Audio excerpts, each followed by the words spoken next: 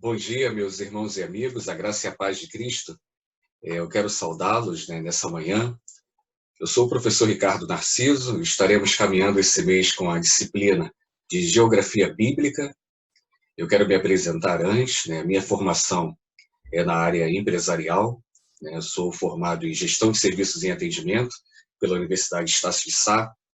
Também sou pós-graduado em Gestão de Recursos Humanos pela Universidade Cândido Mendes. Sou bacharel em Teologia pelo Seminário Presbiteriano Ashbel Green Simonton e também sou bacharel em Teologia pela Faculdade das Assembleias de Deus, que é a FAECAD, em Vicente de Carvalho. Também sou pós-graduado em Mediação de Conflitos, com ênfase na família, também pela Universidade Cândido Mendes, e sou mestre em Teologia na área sistemática, histórica e filosófica pelo Centro de Pós-Graduação Andrew Jumper, no Instituto Mackenzie, em São Paulo. Aqui na FAIT, eu leciono desde agosto de 2015 e eu tenho trabalhado nas matérias na área de Teologia Bíblica do Antigo e Novo Testamento, na área de Teologia Sistemática e algumas outras matérias, como Educação Teológica, como Arqueologia Bíblica, como Geografia Bíblica, e algumas outras disciplinas relacionadas também à parte histórica. Você deve ter recebido, claro, a nossa apostila, que se encontra já disponível no nosso canal.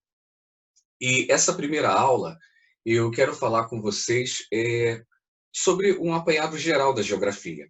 Esqueci de mencionar. Eu também sou pastor, sou ministro da Igreja Presbiteriana do Brasil. Bem, nessa primeira aula, o que eu quero pontuar para você? O que é geografia? Graças a Deus, todos nós, na nossa infância ou algum período da nossa vida, tivemos um contato com essa disciplina. Então, embora a palavra geografia signifique estudo da Terra, nós não podemos definir como a ciência que estuda a Terra. Isso porque o estudo da Terra é altamente complexo, apresenta uma série de aspectos, sendo feito não por uma, mas por diversas ciências. Então, dentro da geografia, nós temos a geologia, temos a paleontologia, temos a geofísica, temos a pedologia, a petrografia, além da própria geografia. Então, podemos afirmar, como Martoni, que é um teórico, que a geografia é a ciência que estuda a distribuição de fenômenos físicos, biológicos e humanos na superfície da Terra. Mas, professor, nós não estamos estudando geografia bíblica? Sim, mas mesmo dentro do campo da geografia bíblica, eu preciso passar com você dentro de alguns pontos da geografia geral, essa mesma geografia que você estudou na escola.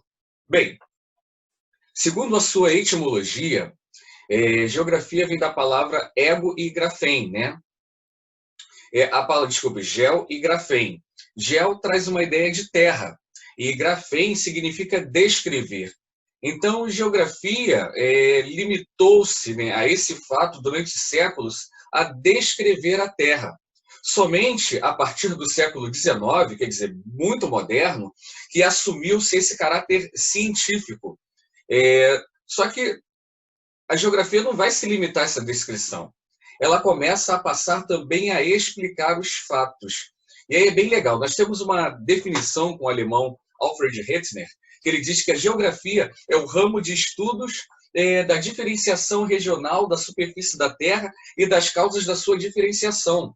Richard Hartshorne, ele declara que o objetivo da geografia é proporcionar a descrição da interpretação de uma maneira precisa, ordenada, racional, do caráter variável da superfície da Terra. Então, ambas as definições, porém, carecem de um consenso sobre o que se entende por superfície da Terra. E aí é o ponto interessante que nós precisamos, antes da geografia bíblica, ver a geografia como um todo. Porque quando a gente fala da superfície da Terra, nós vamos falar de rochas, de terrenos, de rios, de oceanos, de planícies, de vales, de montanhas. Então, precisamos ter essa compreensão. Existe uma enciclopédia internacional, a enciclopédia Mirador, que ela pondera o seguinte: tomar conhecimento como tal, apenas a face exterior da camada sólida e líquida iluminada pela luz do sol, equivale a suprimir do campo de interesse geográfico as minas e a atmosfera. Diz ele, né, nesta ocorrem os fenômenos meteorológicos e se configuram os tipos climáticos de profunda influência na vida de todos os seres e particularmente na atividade humana. Um rápido apanhado aqui da geografia através da história. Na antiguidade, irmãos, os conhecimentos geográficos, né, vou dar um exemplo como dos egípcios, limitava-se diretamente ao nordeste da África. Limitava-se à Ásia Ocidental, à Síria. Os fenícios e os gregos foram muito mais longe do que os egípcios. E eles estavam estimulados, né, por intensas transações comerciais. Eles vasculharam todo o mar Mediterrâneo. Eram afoitos, aventureiros, né, por aventura, né, já por natureza. Fundaram a cidade de Cartago no ano de 800, né, antes de Cristo. Eles transpuseram, quer dizer, passaram do Estreito de Gibraltar, chegando às Ilhas Britânicas, e chegam a afirmar alguns estudiosos, né, que, inclusive, nesse período, há a possibilidade de eles terem chegado às costas brasileiras, né, onde deixaram as inscrições em vários monolitos. Então, mais comedidos, os gregos eles se limitaram à região do Mediterrâneo, mas ainda assim fundaram diversas cidades, na qual nós vamos encontrar Massília, né, que é a atual Marsella, na França.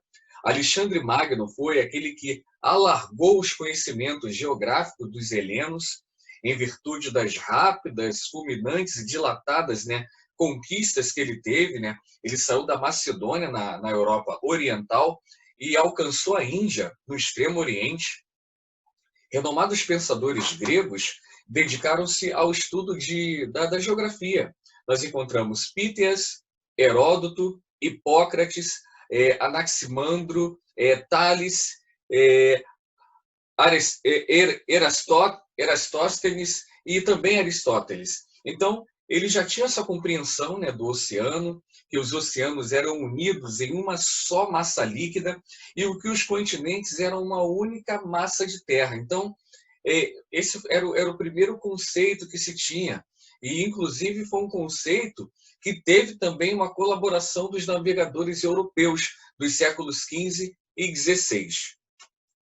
Ainda olhando sobre essa ótica da história da geografia, nós vamos olhar também para os romanos. Os romanos eram muito práticos, né?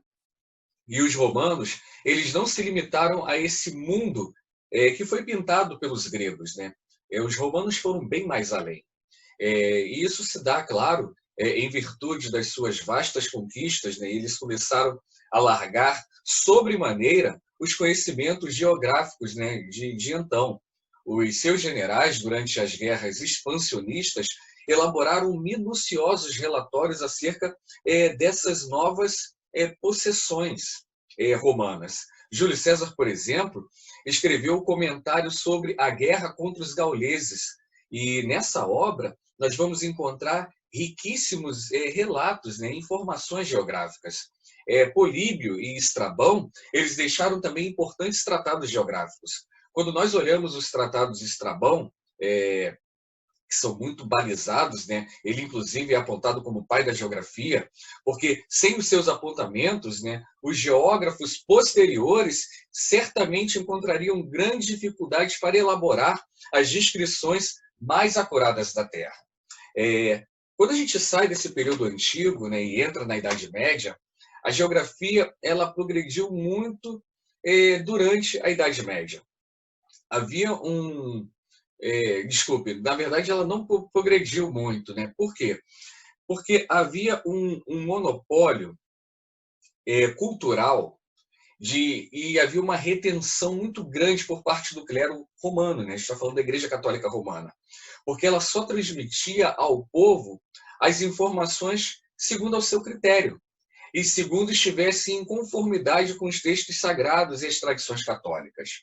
Então, mesmo com as cruzadas à Terra Santa, não houve um progresso considerável, né, quando a gente fala a respeito de informações geográficas. Então, foi um período muito triste da história, em que esse período da Idade Média não trouxe assim tanta contribuição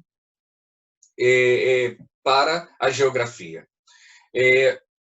Marco Polo, né, que foi um grande também desbravador, ele teve muitos dos seus escritos censurados e seus escritos acabaram não contribuindo também para o desenvolvimento da geografia. Os povos pagãos, entretanto, livres, né, desses tentáculos de Roma, já começaram a apresentar alguns progressos, né, na área geográfica. Então, com o islamismo, e principalmente com a sua expansão, né, entre os árabes, os conhecimentos geográficos começaram a ser dilatados. Os árabes agora chegam à China. Os árabes começam a se embrenhar na Rússia, dominam toda a África. Então, vai haver uma importante contribuição, né, de Ibn Haldun, contendo preciosas descrições dessas terras conquistadas pelos povos maometanos, né, que são povos arábicos, né, povos muçulmanos. Então, a geografia, para o povo muçulmano, isso é muito interessante, eles acreditavam, né, e talvez ainda acreditam hoje, que é uma geografia agradável a Deus, porque facilita a peregrinação dos fiéis até Meca. Quando olhamos para os tempos modernos, talvez as novas descobertas do continente, principalmente com Portugal, com Espanha, deram uma estimada, né, contribuição à geografia. O capitalismo mercantilista do século XV, XVI e XVII levou esses povos ibéricos, né, Portugal e Espanha, às mais remotas regiões do globo. O descobrimento, né, do Novo Mundo, das Américas, marcou de forma definitiva o fim daquela era obscura. E, finalmente, o homem estava redescobrindo uma verdade elementar dita lá no século 8 a.C., com o profeta Isaías, né, que dizia, já no texto bíblico, que a Terra era esférica. E Galileu, coitado, acusado de heresia, na verdade estava certo em afirmar que a Terra era redonda. Bem, a partir dos feitos de Colombo, Vasco da Gama, Pedro Álvares Cabral, começaram a ser produzidas, né, com mais regularidade, obras geográficas especializadas. E um jovem alemão chamado Varenius, um homem notável pela sua genialidade, ele vai escrever 2 tratados, Geografia Generalis e Geografia Specialis. Esse segundo trabalho, aliás, é um trabalho que infelizmente não pôde ser completado por causa da morte prematura, né, desse autor. Então, é importante também nós olharmos um pouquinho da estrutura da geografia, né? Já que a gente agora está olhando para a geografia como uma ciência, né? Estamos olhando agora com um crivo, né, mais científico. E houve uma estruturação, principalmente feita na Alemanha, dos pensadores, né, começaram a ver a geografia como ciência, que foi em Berlim, o alemão chamado Alexander von Humboldt e Karl Ritter. Esses 2 homens, influenciados por Varenius e também por Kant, começaram a traçar novos métodos e novos rumos para a geografia. E aí começou-se, posterior a eles, um entendimento que havia uma divisão na geografia. Então, quando nós olhamos para a geografia, ela é uma área, né, que vai compreender 2 grandes estudos, geografia geral e geografia regional. Dentro da geografia geral, ela ainda pode ser dividida em 2 ramos, que é a geografia física e humana. E é bem fácil para a gente decorar isso. A geografia física, ela vai estudar o quê? As paisagens naturais, aquelas paisagens que foram elaboradas pela natureza, né? Criação do Senhor sem interferência do homem. Então, essa é a geografia física. Então, quando você olha o relevo, o morro, o mar, geografia física. Enquanto a geografia humana, ela estuda as paisagens elaboradas com a participação do homem. Vou dar um exemplo aqui. Nós temos ali o aterro do Flamengo, né? Algo lindo, mas nem sempre era assim. O costão do mar vinha até quase ali a Praça Tiradentes. Porém, com a derrubada e retirada do Morro do Castelo, onde ali agora é o Terminal Menezes Cortes, aquele estacionamento vertical no Rio de Janeiro, esse mar foi aterrado, transformando-se, né, e inclusive recebeu esse nome, Aterro do Flamengo. Então a gente está vendo uma geografia que foi influenciada, né, pela ação do homem. Então, essa geografia, que tem a participação do homem, é a geografia humana. Dentro dessa geografia, nós ainda vamos encontrar algumas subdivisões, né? Climatologia, hidrologia, geomorfologia, a biore, biore, não, biogerografia. É uns nomes difíceis mesmo de serem pronunciados e gravados, né? Então é muito legal que a gente vê que a geografia vai muito além do que aquilo que a gente pensa dentro de uma sala de aula. Vai muito além do que aquilo que nós estudamos, né, no nosso primário, né, no nosso ensino fundamental. E aí é bacana que se a gente vê que a própria geografia em si, ela já é tão complexa, mesmo com todas as descobertas, imagine a geografia bíblica, que nós estamos estudando o passado, né? Claro, com ferramentas tecnológicas, com, com o avanço dessa ciência, mas estamos olhando para um passado escrito. Então, isso é muito legal. E eu quero encerrar aqui com a geografia humana, né, que do ponto de vista didático, ela é dividida de duas formas. Através da geografia da população, que estuda a distribuição da mesma, né, sobre a superfície da Terra, a agrária, né, que vai estudar a ocupação do solo, né, da pecuária, a geografia industrial, né, que estuda a influência das indústrias, né, na elaboração das paisagens, dos serviços. Então, isso aí é muito bacana para a contribuição nossa. E agora sim, termino aqui. Qual é a aplicação, qual é a importância da geografia bíblica? Bem, já vimos aqui parte da geografia geral, né? Nós vamos também ter a geografia bíblica. E a geografia bíblica, qual é a contribuição dela? O objetivo da geografia bíblica é oferecer para nós conhecimento das diferentes áreas da Terra relacionadas às escrituras sagradas, descrevendo e delimitando os relatos sagrados. Eles vão dar mais consistência e mais autenticidade e vai nos auxiliar na interpretação e compreensão dos fatos bíblicos. A geografia bíblica ela foi definida por Mackie Adams como o painel bíblico em que o reino de Deus teve o seu início e onde experimentou os seus triunfos. E a geografia bíblica ela é indispensável para todos os estudiosos da Bíblia. Tem um material que eu gostaria de compartilhar com os irmãos, mas no momento aqui eu não estou visualizando na minha biblioteca aqui em casa. Mas é um material que deve estar espalhado numa próxima gravação ou na aula sábado. Eu vou compartilhar com os irmãos que é um atlas bíblico que traz também uma grande contribuição. É um atlas da Sociedade Bíblica do Brasil. E eu quero encerrar aqui.